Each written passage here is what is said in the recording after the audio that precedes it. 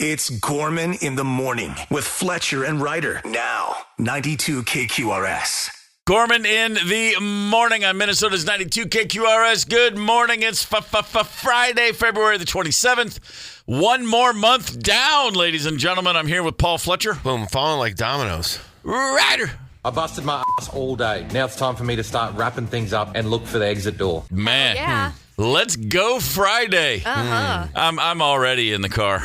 Are you really? Oh, yeah. The way I look at the world, shoot, it's already Saturday morning where I come from. Wow, don't hurry through the weekend. I'm just telling you how my brain works, man. I'm not saying it's healthy. Turn on the cartoons. Let's go. Let's do it, Paul Fletcher. I'm feeling Minnesota. How about some headlines? Far from cartoons, 5 members of the South Minneapolis gang, the Family Mob, have been arrested and charged for what the FBI is calling, quote, violent drug trafficking. The Hennepin County Sheriff and FBI recovered 11 pounds of fentanyl, 6.5 pounds of cocaine, and 13 pounds of marijuana. Officials say more arrests are coming related to the Family Mob, and the defendants are looking at life in prison. Jeez. Yeah, this is intense. It is. Wow. They're saying like 7 more arrests probably coming today or the next couple days. Did they say what time? No, I don't think they divulged that Is it information. before 10? I think they want it to be a surprise. Okay. A serial stowaway is under arrest again, this time for sneaking aboard a plane bound for Italy at Newark Liberty Airport. Svetlana Dali gained some notoriety boarding a Delta flight from JFK to Paris without a ticket in November of 24. Dali was found guilty last year and was sentenced to time served. Authorities say she's now in custody in Milan after allegedly slipping by the ticket agent at Newark Wednesday and boarding a United flight to Milan. She wasn't noticed until the flight was well underway. Dali is on supervised release and is accused of trying to sneak on several other planes as well. What a weird hobby. Right. Yeah, like what a weird way to get a rush. How's it going to end when the arrest last year?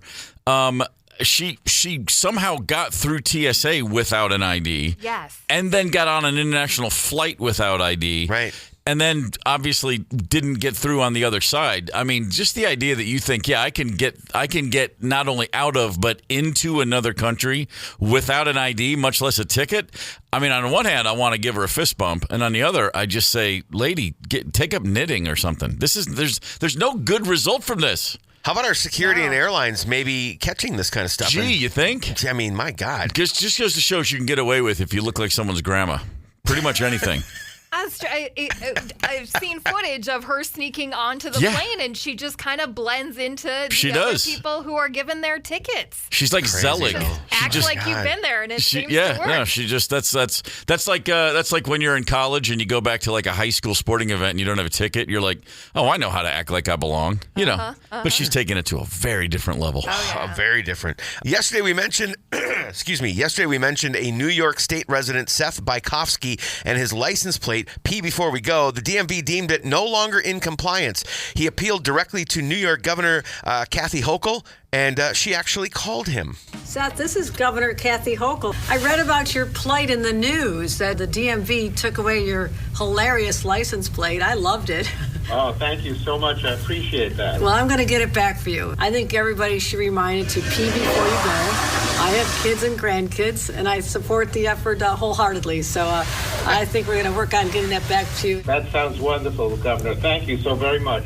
That was Governor Hochul's flush in there, not mine. So points to her. Wow. Yeah. She had a great chance to really be funny by saying, "I heard about it, and I'm sorry. There's nothing we can do."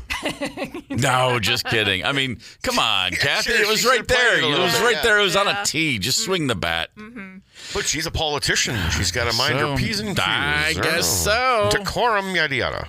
We talked about the Edina Wayzata game yesterday with the state attorney looming, and we got we got called out on a couple of pronunciations. I think while we were having the conversation, one of us said Edina, Edina instead of Edina. Gee, I wonder who mispronounced a name around here for a Minnesota town. Maybe me?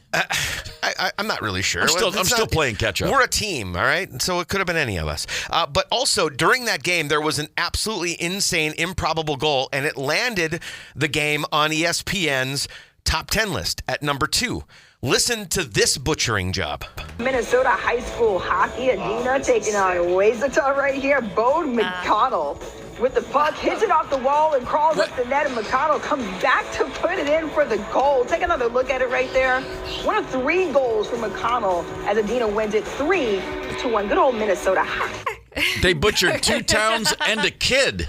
Dude, his name is spelled like that's the most egregious of them all. It's spelled B-O-D-E. I showed it to my mom, not knowing that this even happened. I said, "How would you say this kid's name?" She goes, "Bodie." I'm like, yeah. You don't even work for ESPN. That's right. Bodie. Like, I don't know about you guys, but when I get on the air, if I'm talking about a story or whatever, I always double check to make sure I have a pronunciation right. Wayzata? Is that what you said? Wayzata? Here, we'll hear it again. We'll hear the beginning again. Minnesota high school hockey. Adina taking on Wayzata right here. Wayzata. Adina's not as egregious because, I mean, when I got here, I said it took me a while because there's a bunch of different ways you can say that word that, that sounds like other words in the English language.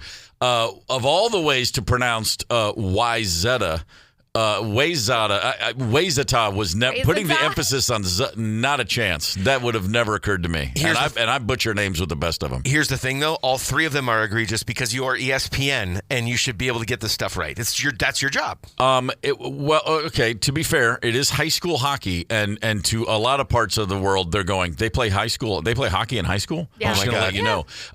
By the way, Wayzata sounds like a Korean vacuum cleaner company to me. That's what when she said that, I was like, oh, they kind of they're like a Dyson knockoff. Yeah, I've heard of that. Yeah, sure, the Temu version of Dyson. The International Space Station may get a life extension.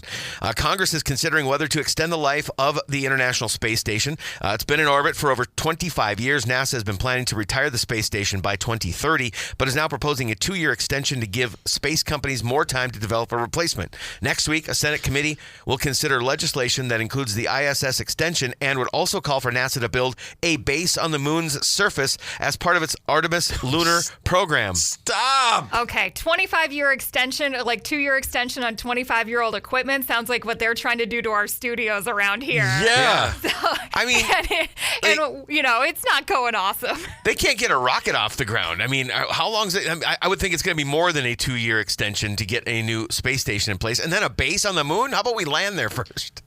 If you believe they put a base on the moon, I got a bridge to sell you. I like it. That's a good song. That sounds ridiculous. Like a great song. There's a new Paul McCartney documentary, Man on the Run, hitting Prime Video today. Oh, you mean the thing I'm going to watch this afternoon? Yeah. Loudly with tears in my eyes? Yes. Maybe twice? Maybe. It highlights Sir Paul's post-Beatles journey with the group Wings. Director Morgan Neville emphasizes also that the influence of McCartney's partner, Linda, of his post-Beatles career, stating Linda was Paul's wife for a reason. And it goes into all kinds of other depth, distinguishing the Beatle from the man, the dad, the husband. And again, Man on the Run, available for streaming on Amazon Prime today. I almost went to see it in the theater last Sunday. It was a touch and go. Should I? Maybe yes. Gonna watch the Arsenal match. What am I gonna do? And then the one I was able to do from my bed, and the other I would have had to get up and go to the theater. So knowing it was going to be on Amazon, said, I am bated breath. I can't wait to watch it. Nice. Just because, most importantly, that's a real specific period of time where there's not a lot of. You don't see a lot of footage until this. It's never been like overblown. Right. There's the Beatles, and then there's like late era Wings into the 80s, and you can see all that. But the early 70s, like right after the Beatles, a real weird time for him, and I just can't wait. I'm obsessed with that. Like, man, what must that have been like to be like, well, I'm 27 and that's done. Yeah. Right. You know, I don't care who you are. That's like, true. I just was in the biggest band of all time, and now what do? And he decided to go to Scotland and smoke a ton of weed, which I understand very clearly. After the Beatles run, probably needed a lot of it, yeah. A 39-year-old woman in Kentucky named Felicia Howard got arrested after she tried to bail someone out of jail using fake money. Here's Madisonville Police Major Jason McKnight. My understanding is it was motion picture money. It says that on the bill, I guess, that, for movie purposes only or whatever, so that kind of tipped him off pretty quickly. I can't remember the last time I've heard of this, but I don't know if I've ever seen anybody take one to jail for sure.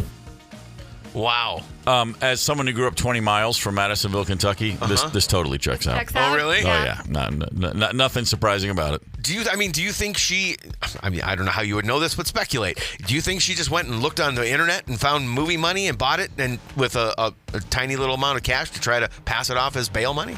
Well, yeah, there's all that. You're leaving out the word meth, but that was definitely going to be involved there. Madisonville, here's the fun part. Madisonville is in Hopkins County. Okay. I'm from Hopkinsville, which is in Christian County. Some guy named Hopkins came through and was like, name this town after me and that county after me, but don't put the town and the county in the same area. It's one of those weird little things. Oh, damn. It's like why is Houses of the Holy on physical graffiti? Yes. Why is Hopkinsville not in Hopkins County? See? Right. Everything can come back to Led Zeppelin if you just wait long enough. Okay. Let's talk. Don't give me that. Okay. Come on. It's true. Come on. I don't get to talk about my hometown very often in the news or the town over. I was thinking how much I like Paige Becker's Minnesota because it's very self-explanatory. That's very true.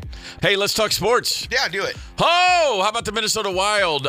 Back after 3 weeks away with that whole Olympic distraction from the task at hand. They go to Colorado last night against the NHL leading Colorado Avalanche and come away with a 5-2 victory. Nice. Their 6th straight victory, in fact.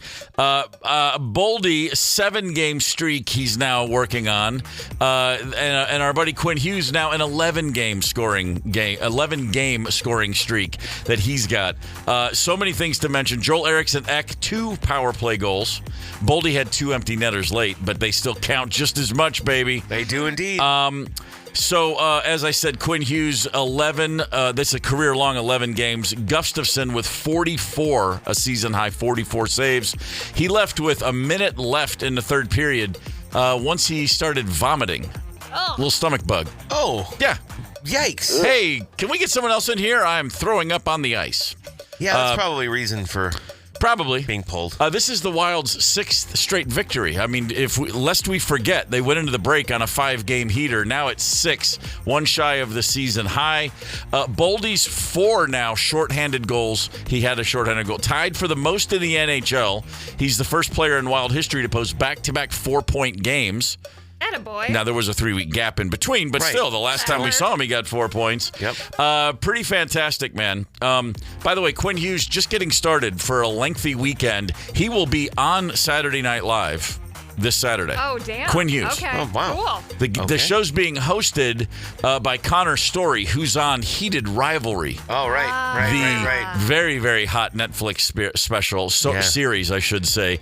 And then he's going to come back here for a home game against Tampa Bay Sunday, and then he's going to go right back to New York to be on Jimmy Fallon Monday night. Hey, Quinn. Who's your publicist? Wow. Good Lord. I mean, we have a legit superstar here in Minnesota with the Wild. Looks that way. The Minnesota Timberwolves, speaking of an absolute superstar, went out to L.A. and beat the Clippers last night 94-88. Anthony Edwards, a minute to go, a tie ball game, 2 defenders on him, and he's like, do I go to the rim? Nah, I'll just create a little space and see what I can pull up. Edwards needs some space. Edwards, top 3. He's an assassin. And I think Anthony Edwards just told Chris Finch, that's what I do. Anthony Edwards, a step-back 3 over 2 defenders with the shot clock winding down. That basically broke the Clippers' back. There was less than a minute to go on the clock. After the game, he did look over at Finch, and he said, that's what I do, to his head coach. After the game, he was asked, what's going on over there? When you hit that 3, look like you said, that's what I do. Yeah. Why?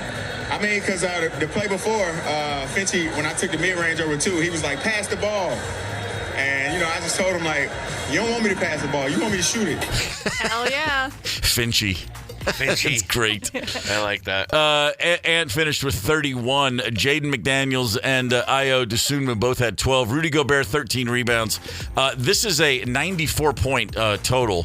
The second lowest of their season. Only the third game the Wolves have scored under 100, and for the first time they won, scoring less than 100. Currently in 5th place, a win over Denver Sunday puts them in 4th place. Let's go. How about that? Hey, Lakeville, glad to have you with us this morning, Lakeville. Congrats to Lakeville South getting to the boys' state hockey tournament. That's exciting. They won last night. That's exciting. That's almost exciting, as exciting as the Minneapolis Lakers 6th grade girls gold basketball team Down in the state tournament this weekend in Lakeville. Let's go, girls. Hell all right. Yeah, Let's go get them. Come on. 6th grade girls gold basketball team, Minneapolis Lakers. That's what it's all about. Yes. Yeah. Coached by our very own Christina, who does all of our website stuff. Let's go. I didn't know that. Hell yeah, That's awesome. Christina. Go girls. Yeah, go girls. All right, I know what I'm doing this weekend. Getting down to Lakeville? No, but thinking about those girls. Okay. Gorman in the morning. Coming right back. 92 KQRS. Streaming from 92KQRS.com. Gorman in the morning is back. 92 KQRS. When you wake up in the morning, whatever time of day your day gets started, what's the first thing that goes down liquid-wise? What's the first thing that goes down the gullet? For years, the first thing I would sip was coffee. And a few years ago, right around the time I started getting up early and coming in and talking on morning radio, somebody said, you know what? Hold off on that coffee for a little while. Get some water going first. It'll make a big difference. And I said, pshaw, that's silly. And then I tried it, and man, I feel like it makes a big difference. Okay. Wow. And on the days that I don't drink water right away, I notice it throughout the. If I start my day by drinking water, I will continue to drink water all day. And if I start my day with a cup of coffee, it occurs to me around 6 p.m. Hey, I haven't had any water yet. It's just like a hobby thing. What do you do, Ryder? What's the first thing that goes? What's the first thing you put down? I've been trying to do some water, like a nice big gulp of water as I fill up the giant-ass jug. Yes, but you do. it's probably iced coffee first, which is a combo Which of is a coffee combo. and water. It is. Fletcher, Hit you the don't drink twofer. coffee. I don't drink coffee. Most days it's water, although occasionally I will stop at the gas station on the way here and grab a Diet Dew. Oh, okay. But most of the time it's water, and it's always water here. So yeah, it's all water for me. Well, there's the trend on TikTok. Everybody's on the whole thing, like have water before coffee, have water before coffee. And I'm one of the people who watches that, and I'm like, I'm telling you, man, it makes all the difference. It's true. I'm not a scientist, but I play one on the radio, Okay. so take my word for it. Are you chugging a whole 8 ounces, or are you just taking a couple of sips? Yeah, I'm having a glass of water. Okay. But yeah, at least 8 ounces. Yeah, probably more like 12 to 16, because I have this certain, just a glass. I fill it up, like and a pint glass. and I will drink that while the coffee's brewing. Oh, if you feel me. This morning, crazily enough, I didn't have water. I had a big cardboard box of coconut water. That's how excited I was to be up on a Friday. Wow, But the hydration's really, it's key, man. Okay. So doctors and dietitians are all weighing in, and here's what they said. It doesn't matter. Oh, Yeah, whatever. what? It doesn't matter. All this for that? Yeah, they're like, you know what? As long as you're getting your water at some point, it doesn't matter what happens first. Well, I'm feeling better about my morning. Yeah, I was like, really? Because I was, I'm always looking for a reason to look down my nose at everyone else. I'm better than you. I'm having water first, and now I'm like, oh, come on. TikTok loves this stuff, though. They latch onto some tiny little piece of minutia, and then it becomes a massive trend, and then suddenly the whole world's like, you gotta have a sip of water first, and it really doesn't matter. One of my most hated tropes in movies and TVs is the character who, don't talk to me till I've had my coffee. Sure. You guys see people who are like that? Oh, yeah. And the funny part is I've been married to someone like that for almost 32 years. Kathy? Are you married to Kathy? Oh, man. Oh. Give me that coffee. It's just the eyes, just the darts coming out of the eyes in the morning. If I'm already up and here's the thing. I'm up and at 'em. I'm rolling. I got things to say. I got songs to write and sing in real time. Mm-hmm. And if she hasn't had her coffee yet, she's just like, would you just shut up and give me a minute? I'm like, fine. Have your coffee. Do your crossword. Call me in an hour. It works for us. I need a minute too, but it's generally more like 2 hours. I'm with Rosemary on that. Oh, I'm a slow roller. You know what you need to do? You need to get a Diet Dew right there on the bedside table. First thing, before you even sat up, start sipping that bad boy.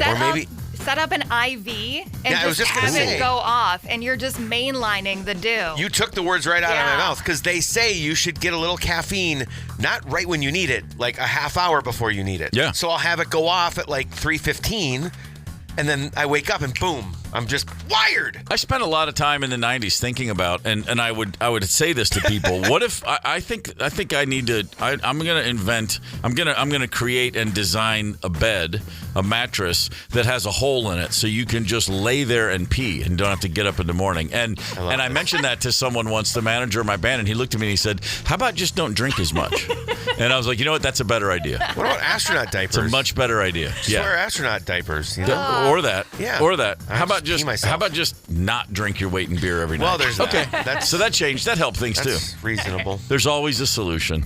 There's a lot of talk these days about the economy and about the prices of things. I think anybody who's out and about going to gas stations or supermarkets or basically anywhere we have to go and purchase things would say it's kind of shocking how much things cost. Unexpected. I said the other day I tried to buy Reese cups. They were like $3. Yeah. And I was like, this used to be 69 cents. The last time I paid attention, it was $3. Might have even been $4. Might have been like $3.69, and it was $4. It was. I'm telling you, it was bonkers.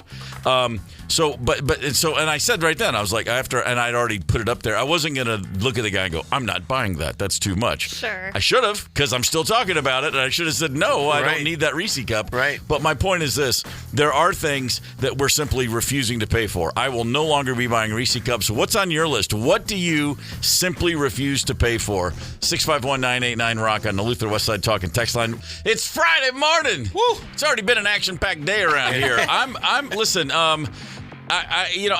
will just to recap, I bought some Reese cups the other day, and I very rarely, it is so unusual for me to go, ooh, I have a chocolate need. It happens maybe once a year, and I put them on the counter, and it was $3. I went back and really made sure I knew what I was talking about. Not the big thick ones, the regular size. Just two. They're like $2.79 or whatever they were. Add tax, it was $3.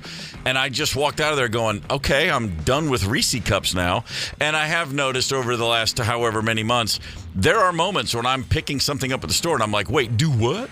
Like last time I made chili, the ground beef was like a pound of ground beef. It was like $9 or something each. Yeah. Really? And I was like, for lean. I do like the leaner ground beef, but still, I was like, what in the hell is happening here? Is there anything you guys have noticed where you're like, you know what, that's it, I'm just not buying it? Well, I'm not necessarily, I never bought this on a whole lot, but the price of fast food has absolutely become absurd. Yeah. Remember when a late night Taco Bell run was like $5 and you filled up your drunken belly? Hey, buddy, I remember when it was $2.99 and you filled up your belly. Even better. Yeah. Now you're looking at $10, $12, $15 for the same garbage. Yeah. They've forgotten that they're fast food and they're all about convenience and price. I guess we forgot that we don't have to eat that crap. Right. But we do. We phased it out. Well, let's just pause here. Taco Bell, garbage do not go together in the same sentence. Oh. I love my Taco Bell and my Taco John's. Thumbs up on those things. Well, I would just say I was more saying in general, fast food in general is not great for us. That's really to clarify my point. Sure. I have been blown away by what my son had his car totaled. He had a wipeout in L.A. last year. Not his fault. Okay. His 10-year-old beater was totaled. We had to buy him a not new, but new to him, used car. Yeah. Right. But in that process, I'm looking at just new cars, and I was like, wait, hold on a minute. Everything is $50,000. Everything's at least $40,000. Like a bottom of the barrel, like a Camry is what? It was kind of nuts. Now again, we got him a 4-year-old or a 5-year-old car, and that was still way more than I imagined going in. The good thing about buying cars is you're not doing it every year, so I guess you would be shocked if every 5 or 6 years you wake up to the prices. But holy crap! But still, for years, if not decades, $20,000 was kind of that price point. It was like you can get. Like now it's $30,000. 30 is kind of the bottom. There are a handful of vehicles that are in the 20s, but for the most part, it's 30 and up at this point. It's crazy. Is there anything that you will not buy that you said, you know what, I'm just going to have to go without it then? That's what I'm curious about. And there are a few things to share with you. And the Luther Westside Volkswagen Talk and Text line, 651-989-ROCK, already lit, as they say. So Steven hit us up with name brand cereal Oh, Name brand cereal. That's not a new thing in my household. That was a very old thing in my household. We would get the cereal in the plastic bag sometimes. But yeah, I've noticed it too because our kids enjoy it and we try to stay away from it, but they like it from time to time. I mean, you're talking like $6-7 a box at times. My kids, neither one of my kids ever got into cereal. I mean, and I was a cereal guy, loved it my whole life. Neither one, they probably haven't had cereal since they were 5. They just rejected them outright, which is a good thing all together probably at the end of it because it's just a bowl of sugar and milk. But I occasionally it's like I get the chocolate once a year. Once a year, I'm like, I'm just going to need a box of Life cereal or some Rice Chex or something. There's just something will hit me and I'll go buy it. And the last time I went out and looked at cereal, I walked away. I was like, wait a minute, I don't need to spend that much money for one bowl of cereal that I want once a year. Yeah. It was kind of nuts. Yep. Looking at the list, here's the top 3 things. Drinks at a restaurant. That's always been way more expensive than it should be, but I got an old-fashioned 2 weeks ago at a wonderful place in town I shan't name, and it was like $17. Oh, and I just was like, okay. Yeah. So that's like our 75-cent drink. Is the valet washing and waxing my car too? What's happening here? It's a 75-cent drink. It was a little nutty. It's crazy. Concert tickets. Yeah. Boy, that's tough. I know. It's a tough one to admit. I got to plead the fifth on this one because I know people and I don't always pay for them. Yeah. But every now and again I do, and then I'm horrified. Yeah. Wait, I'm sorry, how much? Yeah, a cheap concert ticket is now like $50. Yeah. You're like, cheap. $50? That's a hell of a deal. So it's $100 for 2 people to go out. That's a little nuts. And that's getting off really easy at $100. I mentioned ground beef earlier, but steak is a big one too. Looking at those cuts of meat, oh boy. What are we doing? I mean, when we do steak, though, it's kind of like, we're doing steak tonight. So I've just kind of always looked the other way. But yeah, I guess that's true, and it definitely has gone up. It's getting a little nutty out there. It is. It's free. Tap water. Oh, Enjoy it while you can. Hell yeah. As long as it's good, clean tap water. As long as they don't get those data centers in here, we'll be fine. Well, that's how that works. They're coming. Gorman in the morning. Coming right back. 92 KQRS. Streaming from 92KQRS.com. Gorman in the morning is back. 92 KQRS. Gorman in the morning, Minnesota's 92 KQRS. Jessi Pierce, the Bar Down Beauties podcast, NHL.com, and most importantly, our buddy who's in studio. Good morning, Jessi. Good morning. I've missed you guys. When's the last time you threw up on the job? Oh, well, in my 20s when I was, out there having a good old time. There you go. Maybe there were some trips to the bathroom the next morning. Are you suggesting Gustafson was having too good a time last night as he hurled all over the ice? That must have been that poor kid. And he had played phenomenal. And then to see him just kind of stand there, little bit of throw up in the crease and just to skate off like I'm done tonight, boys. My job here is good. If you're just joining us, Philip Gustafson made it almost to the end of the game, about a minute and a half, I think, on the clock in the third period in Denver, and he just suddenly was like, I need a quick out. And then there he went. Do we know yet? Did he say anything after? Was it just altitude sickness? Was it? I think it was just an illness or even just a little bit of bug. Obviously, he played up until that point. 44 saves. So we're assuming things are good. He got the player of the game hat from the team that the team gives. So he was looking a little bit more fresh at that point. So hopefully just altitude sickness. They're on a back-to-back. Jesper gets the net tonight anyway. Right. So hopefully Sunday everything's good to go for Gus. Well, and dude was in Italy on Sunday. That's true. Like, holy smokes. In the grand scheme of things, this is just one of 80-some-odd games. But what's it feel like to you? What do you think it feels like in that locker room to get back after the 3-week break, after the Olympic high or low, depending on who you were playing for in the Olympics, and to go to Colorado and get a win over the team that has clearly been the best in the league all year? Especially after Colorado controlled the entire start of the game, the first 10 shots of the game, right? For them to survive that, I think it's huge because Colorado is the team. They are the juggernauts. They are everything that every team aspires to be in the NHL this year. And Minnesota said, no, we're still here. Yeah. We're still a really, really good squad to get your Olympians back without practicing with the team for the past few days, to jump right into that game in Colorado on the road, to have them travel with the team too. It says a ton. I'm very excited about the next 23 games now that the Minnesota Wild have in the regular season. Jessi, you come in 23 more. 23 more. I know. I get excited over the smallest things. I love nothing more than to overreact to my sports. You have a far more grounded approach, and you've been reasonably optimistic, but the look on your face right now, I've not seen this look yet. No, this season. season. Since Quinn Hughes joined this Minnesota Wild team, everything has changed for the better. Yeah. I mean, frankly, 110 goals since he's joined, which is most in the league.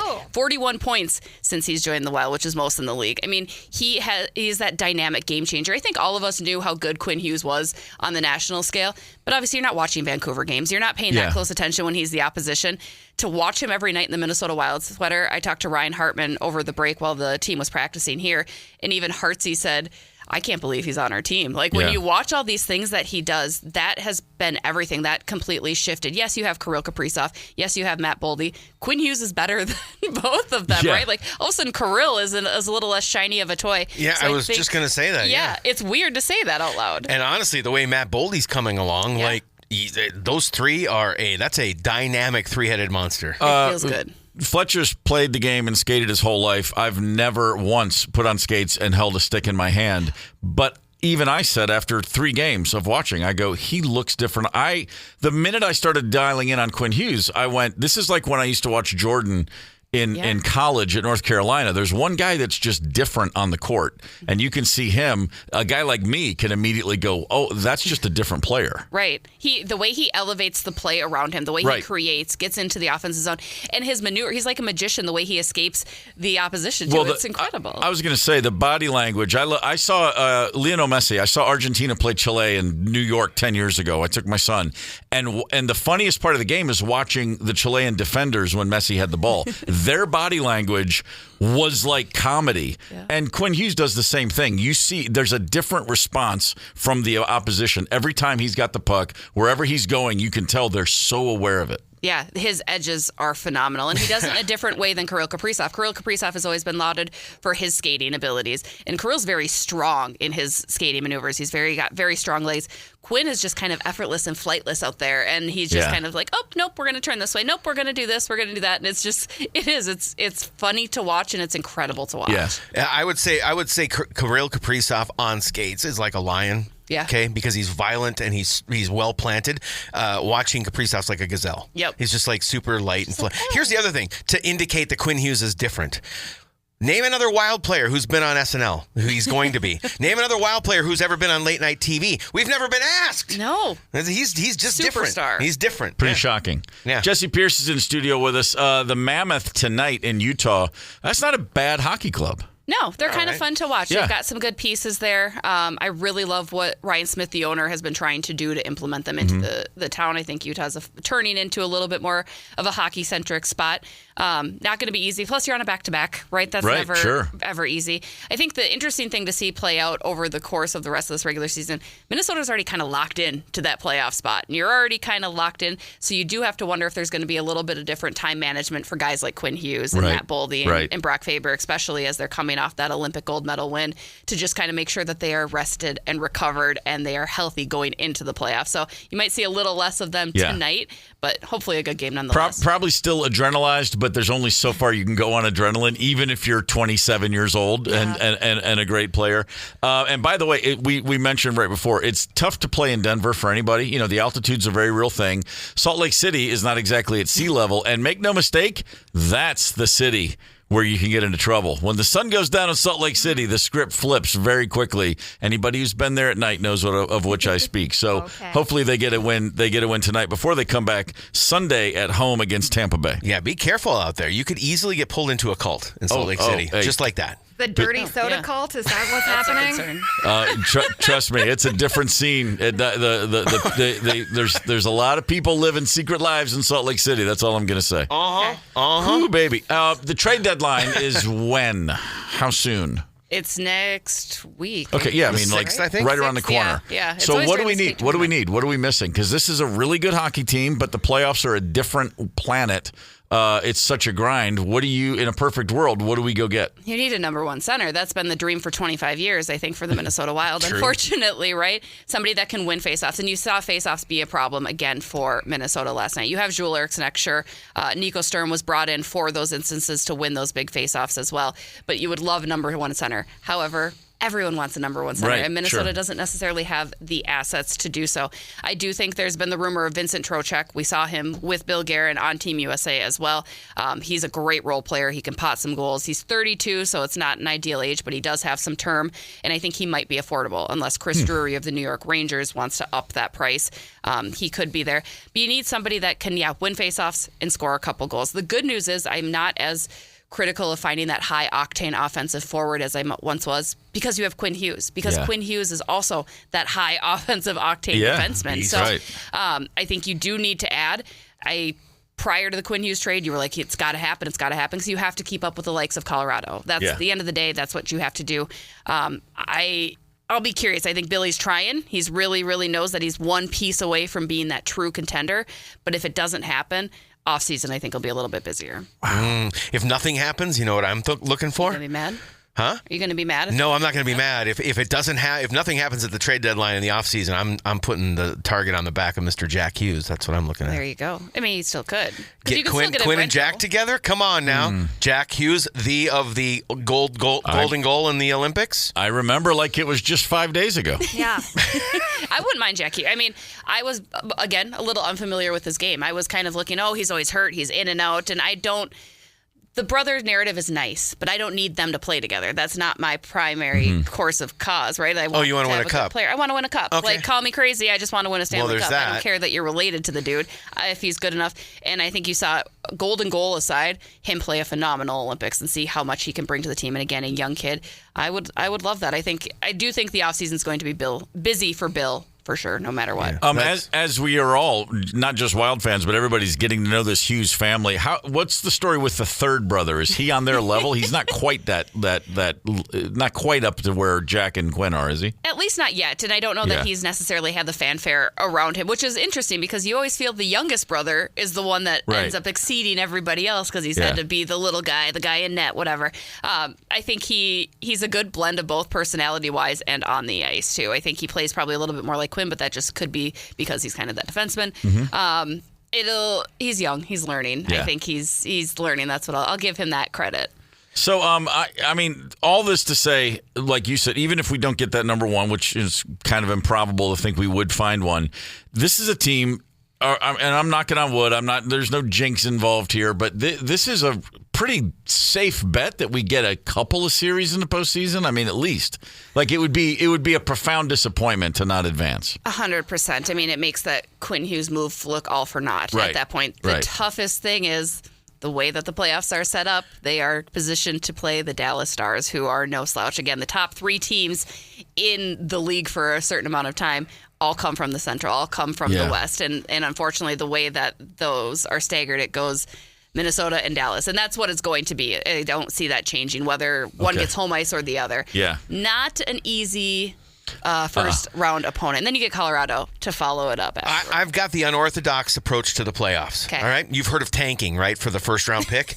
We tank for a wild card spot, go out west, and then that's a much easier path. Then you don't have to face off the Avalanche or the Stars until you get to the conference final. Yeah. So let's tank, get the guys rested, skate Foligno to death, and just, let's drop from 80 points down to, say, 67, and let's just waltz in the wild card spot, unassuming. And then flip the switch. I'm sure fans aren't going to lose their minds over that at all. It would take a colossal tanking to get down there, too. What has happened to this team? We're losing. Everything's over. Why are Talk is just jinxing everything? I say this. I say take them on as soon as you can get them. Get them out of the way quick. You have to go through them at some point. You got to do them at some point. Do it when you're fresher. It just sucks. The way that, like you said, the way it's structured, the only thing that sucks is that you have to probably go through two of them. Mm-hmm. Right. That's the part that sucks because the other side is so much weaker. The Western, the Pacific Division is so weak comparatively. It kind of sucks. And from a fan standpoint, it sucks to watch that early because you do want to see those teams go on. Even it's similar the Olympics. It would have been great to see Sweden later down the road rather than eliminating such a good contender early on. Right.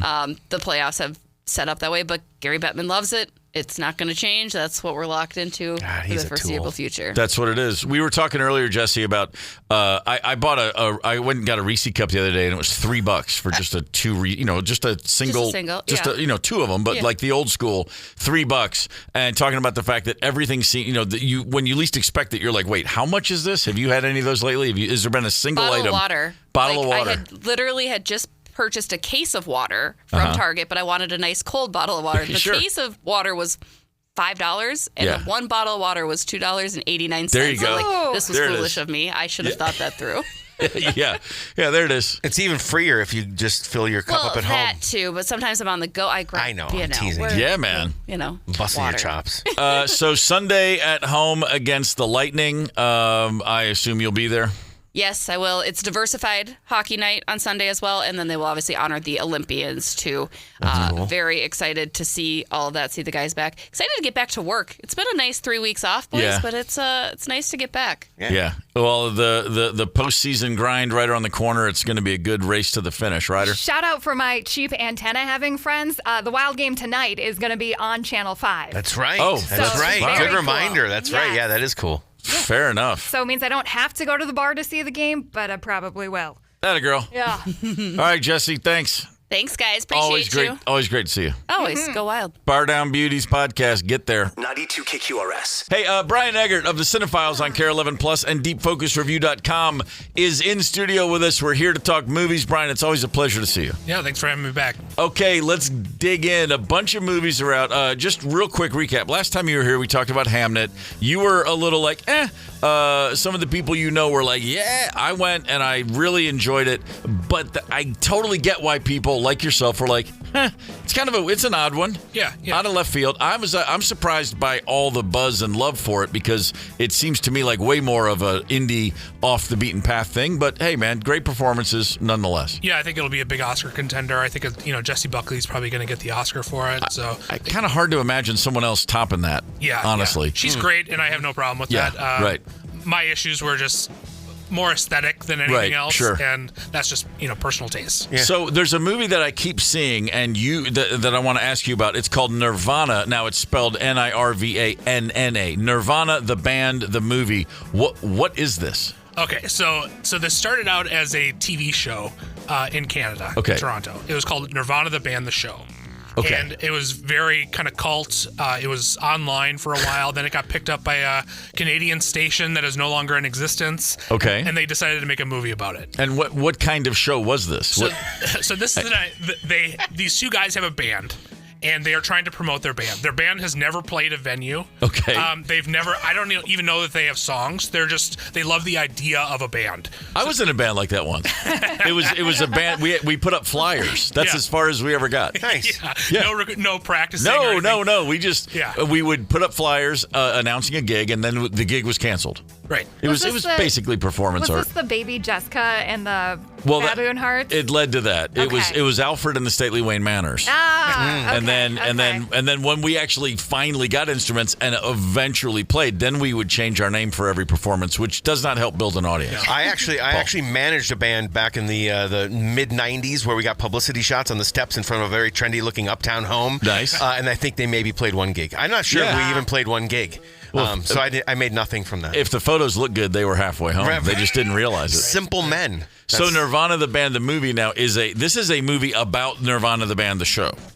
It's the full title is Nirvana the band, the show, the movie. Oh, okay. It's an absurd title. So is it a documentary then? It's kind of a blend of like real, like almost like Borat, where some of these stunts are staged. Okay. And some of it is, there's time travel involved in the plot. Oh boy. It's like got a Back to the Future style plot. Okay. They're actually going out in Toronto and like performing these crazy stunts to try to get attention to their band. Got it. And the stuff that they do, it's like, how did they do? Like, was that real? Like they jump off the CN Tower into the stadium there in Toronto. Okay. And it's unclear if that's like it looks pretty convincing. It doesn't look like CGI. Wow. They probably had stuntmen doing it, but and then they're out there in the streets of Toronto trying to get interest in because they want to play this venue called the Rivoli, which has like 200 seats. Okay. And like the ambition here is so low. This guy Matt Johnson, who wrote and directed it, he made Blackberry. He's a couple years ago. Blackberry was great. Yeah, and Operation Avalanche which is about faking the moon landing. He's always interested in kind of this blend of reality and fiction that is in this case so fun. And it's good. So it's a 2 thumbs up is what you're saying. Absolutely. It's one of my favorite movies in the year so far. far. If you had a third thumb up, you'd give that one too? I would totally give that a tail. A couple of music docs are out. Elvis live in concert, and that would be Elvis Presley. Yeah. And what's up? What is going on with this that we haven't already seen, or what's unique about this one? So this is newly kind of uncovered footage. Okay. Baz Luhrmann, who made the Elvis movie a few years ago, put this together, and it's largely his concert footage from Vegas. And so it's rehearsals and then leading up to this, which is kind of, everybody kind of poo-poos that era as like, he's kind of wasted and loaded and everything. But boy, he puts on a show here, and you really get into the way Baz Luhrmann kind of juxtaposes the songs with his life and kind of comments on his life with the songs. So you're seeing footage from his life as he's performing these songs. And it's, I think Elvis people will absolutely love it. The footage looks amazing. I think there's something. I think in the last 20 years, Elvis definitely fell off the cliff as far. He maintained a solid 35 years post death. Like he's Elvis. Like my kids are in their 20s. They barely know who he is. Sure. But I say that I see footage. I've seen clips from this movie. And I see him, and I don't think about Elvis Presley ever, but then I'll see clips and I'll go, but you can't deny it's like, but he just had that thing. There's that magnetism, that aura, and it's not because he's the first guy, but no, there was a genuine thing that's just there on display. So you obviously see that in this film. Yeah, absolutely. I mean, I'm not a huge Elvis guy. Like I've listened to his music, and it's you know what it is. Not my style, but boy, I was enwrapped. That's great throughout, and I had a new appreciation, especially for that era of music, which is like that sort of Vegas sound from the 70s, which is not that appealing to me. But boy, you get wrapped up in it. Well, I'm glad to know there's like rehearsal footage too. That stuff's almost always more compelling because it's not with an audience, but you usually find different things in there, so that's cool. Yeah. We talked earlier in the show, Paul mentioned the on Amazon Now brief theater run for Paul McCartney, The Man on the Run doc. You've seen that? This is outstanding. Yes. Really? Oh, I'm so thrilled to hear that. It's great. It's all about his kind of period after the Beatles. Yeah. So it's kind of focusing on Wings and a couple of solo albums that he made, and that's an era that I love of Paul McCartney. Yep. And so a lot of candid footage, a lot of he's giving interviews, but he's actually not on screen right now, so you're only seeing footage from that era. Yeah. And it's just kind of telling that story. Morgan Neville is the director, and he made that Anthony Bourdain documentary a few years ago. He made 20 Feet from Stardom. Right. Yeah, he's made some pretty great films, and it's just a great, perfectly assembled movie. Like the way it's edited is really dynamic and just flows really well. It doesn't feel like your generic Netflix doc. That's great because we talked recently about the John Candy documentary that was really lovely if you love John Candy, but I wouldn't say it was perfectly made. It was kind of ramshackle. Yeah. So I would watch. I'll take all the early Wings footage you can show me. Yeah. I'm glad to know a great filmmaker's behind it. Yeah. Most important question though. Watching it today, will Steve weep? I think so. That's a done deal. I just want to make sure. I also love that there's just this one little shot. I don't know. I'm sure you guys know who Sparks are, or maybe seen the movie The Sparks Brothers. Incredible. There's just that little moment of Paul McCartney doing his little coming up. The video. Yeah, it's so funny. Yeah. Oh, that's great. Brian Eggert is in studio with us, CineFiles on Care 11 Plus, as well as DeepFocusReview.com. We are talking movies and films. All right, here's a big one for all the crazy kids out there. Scream 7, I believe. Do we really need this? We don't need this. No? No, I saw, they did not screen this for critics in Minnesota, but I saw this last night. Oh, you did? Yeah, I'm a fan of the series, but the last couple have been sort of bad. But wait, I'm sorry, you said you are a fan of the series? I am a fan of, the first. Let's go back. The first one, tremendous cultural ripple. Great, I mean, that was a really impactful and in real time. Absolutely. Yeah, it's meta. It's before meta was really in the cultural vernacular. A real jump, unexpected. Oh my God, this is like everything we want from a movie that we didn't know we wanted. Right. That was kind of the vibe at the time, if I remember correctly. Yeah, and even the sequels, were pretty good at commenting on what horror was. Okay. And then they just needed to perpetuate the franchise to make some money. And that's where we're at now, where it's just like this, some stars dropped out due to some political stuff, and they had to rewrite last minute. And, oh boy! And it was just, you could tell that this is like a cash grab. So are you telling me that the reason that they didn't have a critics screening is because it's so bad? It could be a couple of reasons. I mean, it's hard to know exactly why studios make their decisions like this, but sure, that's a very diplomatic response. Yes. Yeah. So I think part of it is they don't want to spread word of mouth because they want that big box office weekend. Yeah. And also I think that they only screened it really in like New York and LA and some major markets, and they just kind of any risk. Let's sure. Cut out the Midwest or seemingly lesser markets. So that's unfortunate, but a lot of us will review it anyway. Go ahead. I was gonna. If you were gonna, are you staying on Scream 7? No. Okay. Good luck. Have fun. Don't die. Is this looks to me and feels to me like the type of flick you should go see in theaters? Oh, absolutely. It's so fun. It so looks bizarre like a blast. and out there. Yeah.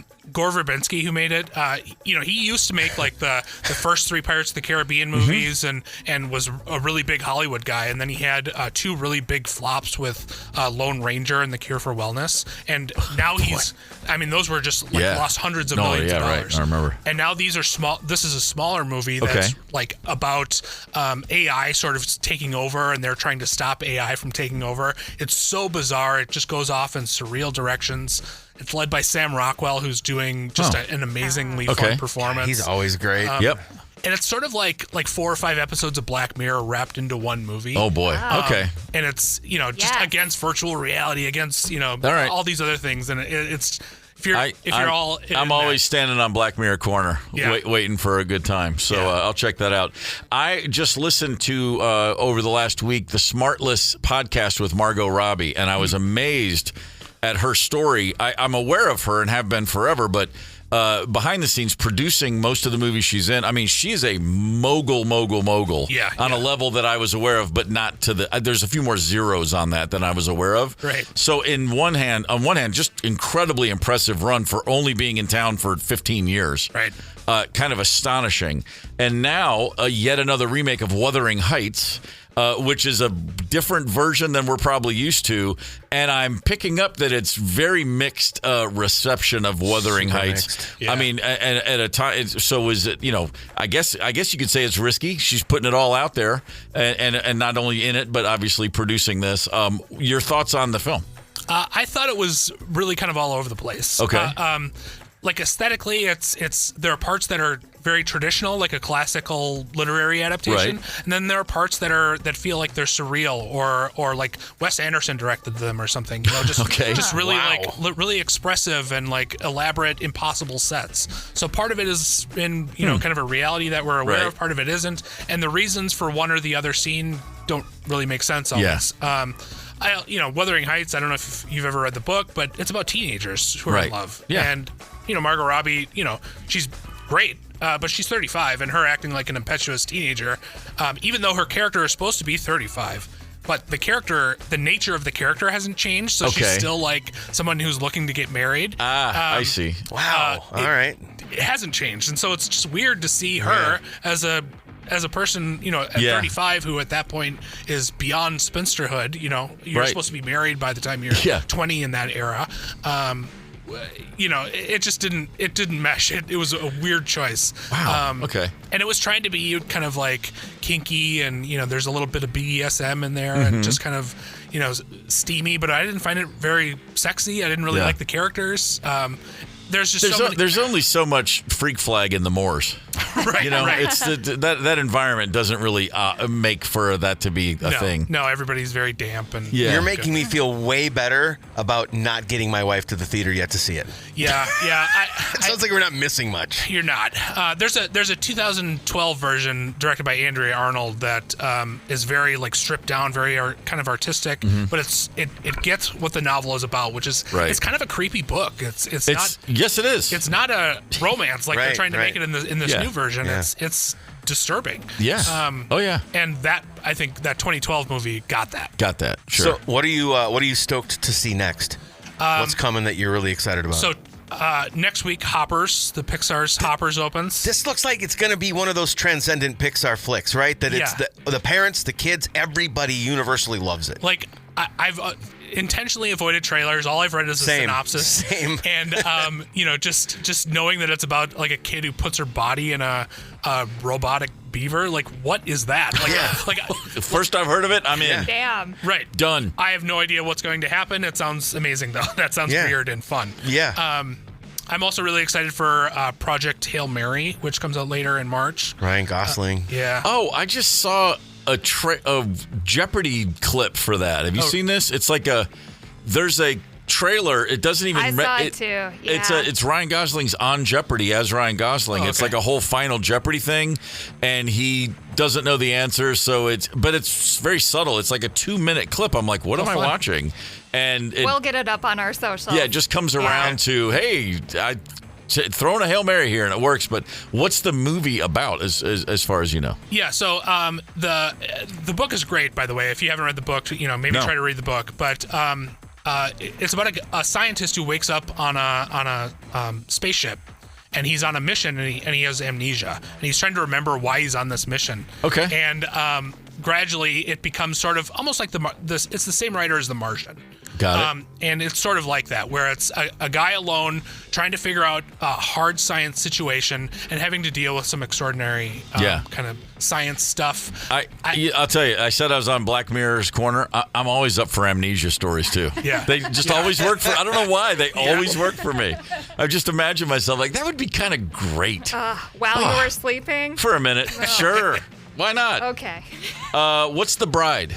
The Bride is Maggie Gyllenhaal directed it, and I believe she wrote it as well. And it's sort of so it's going to be a light romp. Oh, light romp, yeah, light romantic comedy. She's such a never mind. Go ahead. It's sort of a take on Bride of Frankenstein. So. Okay. There's a Frankenstein Frankenstein's monster, I should say, played by Christian Bale. Jessie Buckley plays the bride with an exclamation point. Oh my God. Jake Gyllenhaal is in it. Peter Sarsgaard, Maggie Gyllenhaal's husband, is in it.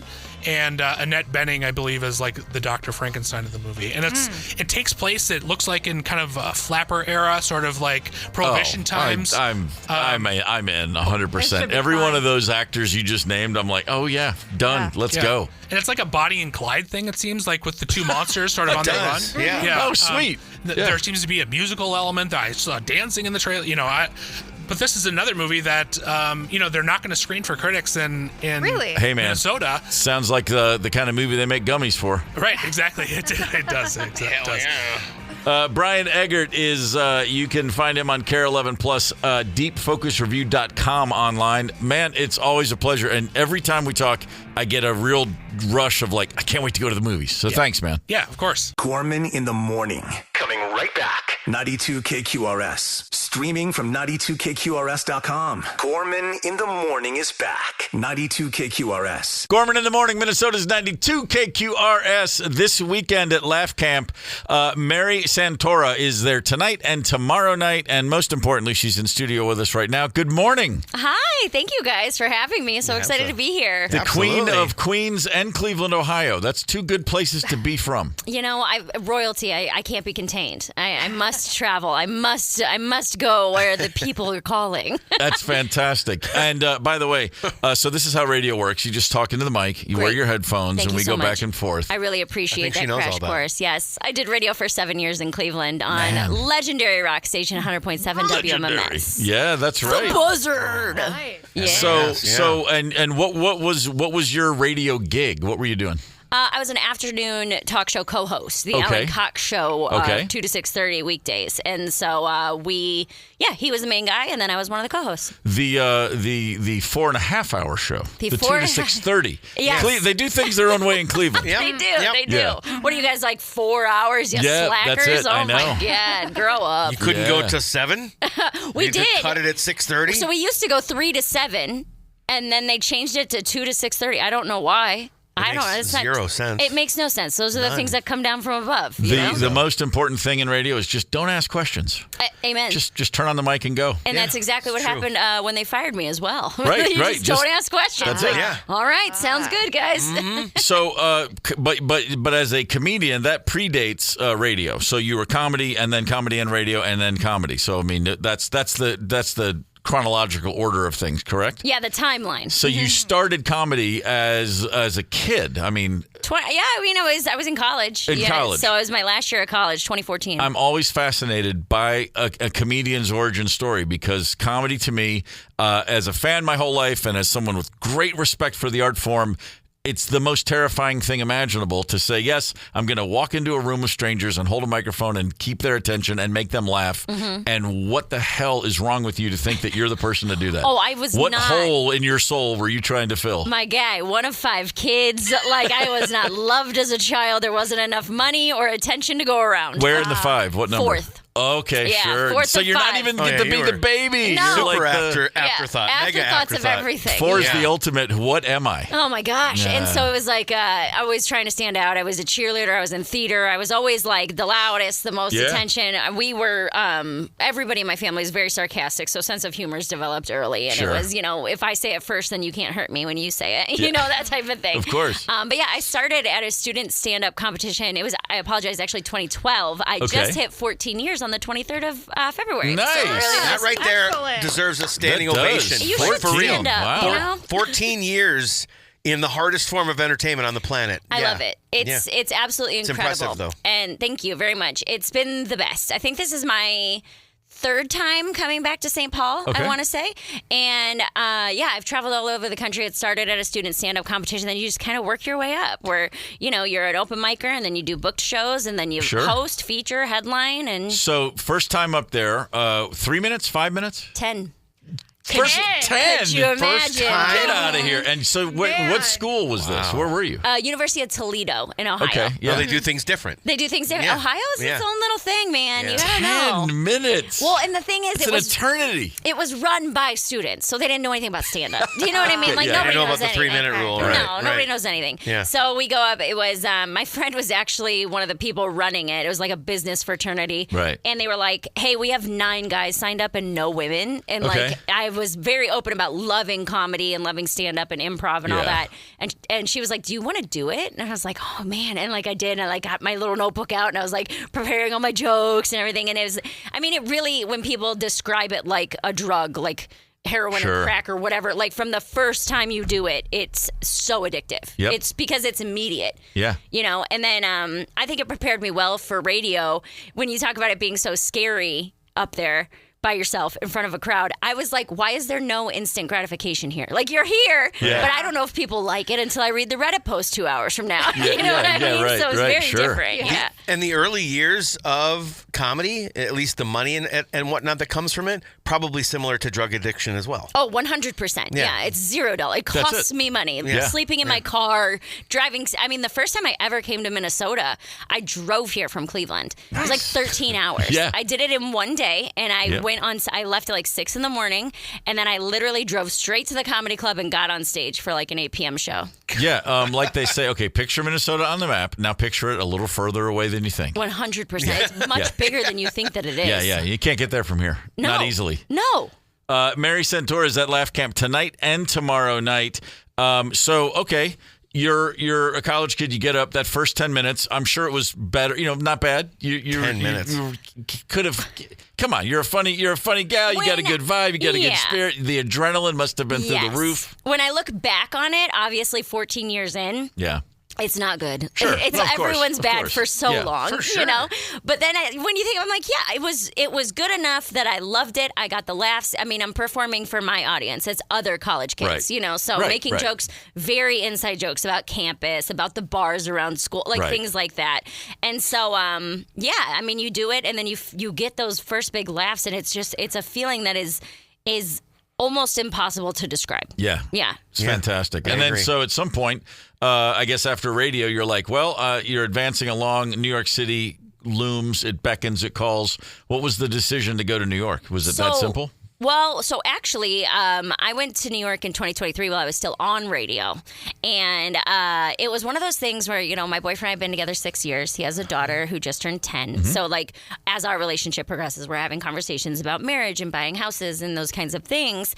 And it was always nagging. And it's like, if I don't do this now, we're going to get married and buy a house and end up divorced in 5 years. And then I'm going to go when I'm 40. And then, I'm going to be starting over living in a studio apartment. Yeah. So it was one of those very difficult conversations where we did decide, okay, well, then it needs to be done now. Yep. And you need to figure it out. And so we've been doing long distance for 2.5 years, which is miserable. Yeah. I mean, it forces communication and it definitely strengthens the relationship. Sure. But it's so hard. It's so much harder than I thought it was going to be, really?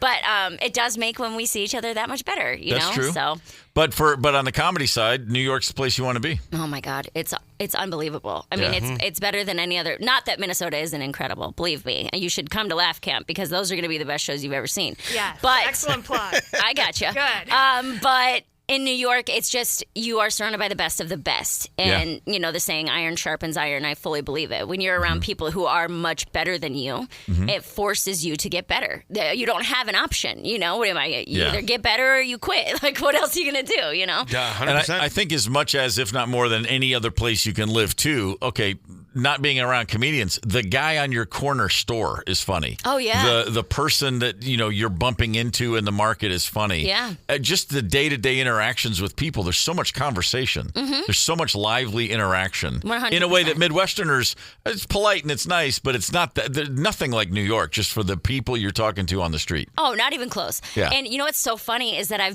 my family has noticed a difference where I'm a very straightforward, blunt person to begin with, okay? And so when I've been in New York for 2 years, they're like, dude, you don't have time for anything. And I'm like, because you don't have to out there. Like, I don't have to sit and have this weird conversation with the barista. Like, you literally order your drink, you take it, and you leave. Yeah. It's not that pleasantries are annoying or anything like that, but no one has time. Everyone's late. In New York City, you're just always late, and you're always rushing and whatever it is. Yeah. So it takes me a minute to get used to the Midwest pleasantries, Sure. But also, it's very pleasantries sometimes are really annoying, though, too. It's more like in New York, when you want to leave, you just leave. You don't have to do the 45-minute goodbye where you got to hug every person and, next week and this, that, and then when we go to the bake sale. You don't got to do all that. It's like, text me if you need me. Like, you have my number. And at the same time, I always say New Yorkers are the most parochial people in America. Oh, yeah. They know nothing except New York. They don't want to know anything except New York. The people who are born and raised there, definitely. Yeah. It's so funny to me because I've said that 1,000 times, where there are comedians, there are people in New York who it's their whole world. And I'm like, that's why you can't leave. Because if you were to go anywhere else, you'd be so shell-shocked. Oh, yeah. And it just wouldn't work. You wouldn't be able to function. The term prisoners of New York is an incredibly real thing. There are certain people that just can never get out. Yeah. My son lives in Los Angeles. He has been seeing a girl lately who grew up in Tribeca, like in lower Manhattan. That's crazy. And they were driving somewhere. Somewhere on Mulholland Drive. Couldn't get more LA than that. And he said, we pulled over, and then all of a sudden, we're just talking, and they're literally looking at the sunset, as young people do, and they start kind of making out. And she goes, "Oh, I've never done this. I've never kissed a boy in a car." Oh, dude. And he's like, "What are you talking about?" She's like, I don't even have a license. She's from New York. She didn't have a car. Never, those experiences are so unique to that place. When I moved there, the small adjustments in material like that. Yeah. Where I talk about a doctor trying to find my BMI and how I just think it's such a trash measurement of health. The BMI, the body mass index, the chart is from the 40s. It tells everyone they're fat. Like, this is so stupid. Yeah. And the tag I had for it was like, I told the doctor, I was like, what's my BMI? I unbutton my pants while I drive.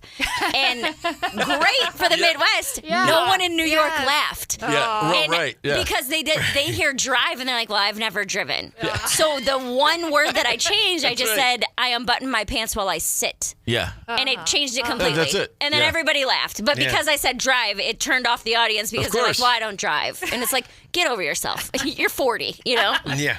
Mary Santora is with us in studio. Laugh Camp tonight and tomorrow night. Tonight, 8 o'clock. Tomorrow night, 7 o'clock. Okay, so you spent some time in the trenches at a rock station, but let's talk about Cleveland Rock City itself. Let's talk about When you're a kid, who's your band? Who's your, what were you, high school years, what were you listening to? Okay, so I was born in 1989, so I'm a millennial through and through. So, my formative, elementary school years, it was all boy bands. It was Backstreet Boys. I just went and saw them in the Sphere. As well it should be. Oh, my God. They were. You saw them in the Sphere? It was therapy and online, they talk about healing your inner child, and spending thousands of dollars to see the Backstreet Boys and the Spheres severely did that for me. So it was very great. So it was a lot of boy bands, a lot of pop. And then the 2000s, I mean, it was such a mix for me where I was really into pop punk. So like Fall Out Boy is one of my favorite bands, Panic at the Disco, that whole emo, screamo, pop punk, loved all of it. But I also think that was the prime era for like club hits, like rap, hip hop, R&B. Sure. So I was kind of listening to everything except rock. Okay, really? Yeah. And then coming into high school, I got into country music, and oh man, yeah, I didn't really get in. My dad listened to 70s R&B, so my dad listened to like he wasn't a classic rock Eagles guy, you know. So I was listening to George Benson when I was 10. His record collection's working for me. Yeah, it was great. Yeah. But there were songs that I'm singing Al Green in elementary school. Sure you were. Sure you were. So it was funny because I didn't really get a true appreciation for rock until I started working at the radio station. Oh, that's which is pretty funny. crazy. Yeah. And I was, well into my 20s at the time. Okay, so you start at the rock station and you start getting into rock. What's the first band that hit you? So you guys are going to love this. I had seen so much live country music, okay? The first, rock band that I went to see from the radio station was the Black Keys. Hometown Heroes, they're from Akron, Ohio. Of course. And we had free tickets at the station, and I was like, I'm not doing anything tonight. I called my cousin. We went to the show, and I had so much fun. And it was just like this energy and this vibe.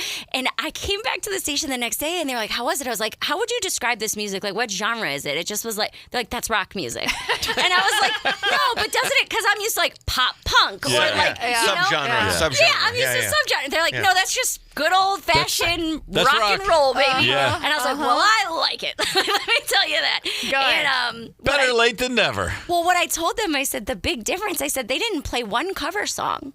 And they were like, were they supposed to? And I was like, I have never seen a country concert that doesn't do 40%. And I was honestly blown away. I watched it. I was like, I didn't know most of their songs because they only played theirs. Yeah. And they were like, you have to go see more rock shows. Like, this is the worst thing you could have said. Man, it makes sense, though, because Cleveland is such a rock town. At some point, someone from there is going to be like, I don't care. Yeah. I got to do my own thing. Well, and that's like everyone's like, go to the Rock and Roll Hall of Fame and this, that, and the other. It's like, we went on school field trips, but it's not something you do. Like, you don't just go to the Rock Hall on a Saturday. Like, it's like people in Chicago, they're not eating deep dish pizza all the time. That's right. It's like here, we don't go to the Mall of America. Yeah, right. Almost never. No, I went to the Mall of America one time. And I made the mistake of eating a cookie that another comic had made that he didn't tell me exactly what was in it. Oh boy, there you go. So I was higher than I had ever been in my entire life, and I was at the Mall of America, and I was like, I know what'll calm me down. I'll go to the aquarium. Yeah, that helped. That'll help. They had that walk through the tunnel. Yeah. That's when I learned that stingrays have faces. I don't know if you guys knew that, but I looked up and you see their little eyes and their little. There was a mom next to me. I grabbed her. I was like, "Are you seeing this? Is this actually real?" Yeah. She's like, "Yeah, psycho. Get out of here." Yeah. So I didn't have a great experience at the Mall of America the one time that I went. But yeah, of all the places to be way too stoned, that's real low on my list. Well, because you're walking around and then there's just a roller coaster. Yeah. You're like, what? This is next to a Spencer's? Get the hell Unexpected. out of here. Unexpected. Very unexpected. Give me my blacklight posters. I don't need the coaster. Right. Mary Santora is at Laugh Camp. And by the way, there's a seat here for you anytime you're in town. Yes, please. This has been great to have you. Thanks for coming in. Thank you so much. When they were talking about doing because you do a lot of calls when you're on the road. So when they're like, do you want to do in-person radio? I'm like, I would love nothing more. Yeah. I would love being in the studio. It's just such a different vibe and the going back and forth. And of course. You pick up on the energy. And so I'm so happy you guys had me in. Thank you. Awesome. Good. We'll look forward to it again. I did want to ask you one last thing before you go. Yeah. So you said you're fourth of 5 kids. Are any of the other 5 in anything resembling public entertainment at all? No. My one brother is a realtor. He buys and flips properties and then sells them himself. So he's a super hard worker. Yeah. My other brother, I don't even know what he does. He works in I don't know. He's on his computer all day. That's all that I know. He works from home on his computer all day. Great. And then both of my sisters are in the restaurant industry. And I was actually talking. Hard workers. Yeah, I was talking with my sisters. There's 3 of us, right? And a funny one, a pretty one, a smart one. Mm-hmm. And this entire time, I've thought that I was the funny one. And because we were talking about it, I was like, oh, yeah, well, I'm the funny one. And they're like, no, you are not. Well, I was like, I'm literally a professional. I get paid money to make people laugh. And they're like, you are the pretty one. You are not the funny one. Absolutely. My older sister's the smart one. My younger sister is one of the funniest people I've ever met. Okay. But she's also very pretty. So I was just like, I always thought you were the pretty one. Man, But fair enough. I had an awakening at Thanksgiving this year where they're like, no, you are not the funny one. I was like, get out of it. Wow. So even in my own dynamic, it was pretty crazy. God, overshadowed or afterthought again. Afterthought again. Fourth child, man. Stuck in the middle of everything. What there are you it gonna is. Fourth child, but hey, number 1 on the stage tonight, baby. 8 o'clock. Get over to Laugh Camp. Thanks for coming in. Thank you guys for having me. We'll see you next time. Yep. All right, it is time for the last word. Fridays, that means Mark Twain. Bring it on. Yeah, buddy. In the first place, God made idiots. That was for practice. Then he made school boards. Wow. Okay, Mark Twain. Not too many guys from the late 1800s. Everything they said still checks out. Yeah. In this case. Pretty strong on that one. Uh-huh. Hey, Monday on the show, a little something we call Gorman in the Morning Yearbook. We do it every Monday. We're going to be giving away Minnesota Wild tickets for somebody who wins the Gorman in the Morning yearbook. Nice. Amanda Knox will be on the show. Wow. She of the False Conviction in Italy, the Innocence Project. She's got a new podcast, Doubt, the Case of Lucy Letby. We'll be talking with Amanda Knox, who has had as fascinating a story as anybody in this century. Honestly, just a riveting conversation every time I hear her speak. So I'm looking very forward to that. If between now and Monday, you guys and anybody listening wants to get caught up on Lucy Letby, there's a great doc on Netflix that's worth watching. All right. Very good. Glad to know it. What's coming up around here right now, Fletcher? Modern English, Zeppelin, Green Day, Muse, bunch of Minnesota music. We go commercial free just after 11:45, into lunch, and then a couple chances at that Rockville flyaway. Well, here's a crazy thing. I like all those bands. Cool. I'm going to keep it right here on Minnesota's 92 KQRS. Gorman in the Morning is also Gorman on the go. Get the 92 KQRS app and stream live or catch the Gorman in the Morning podcast anytime. 92 KQRS.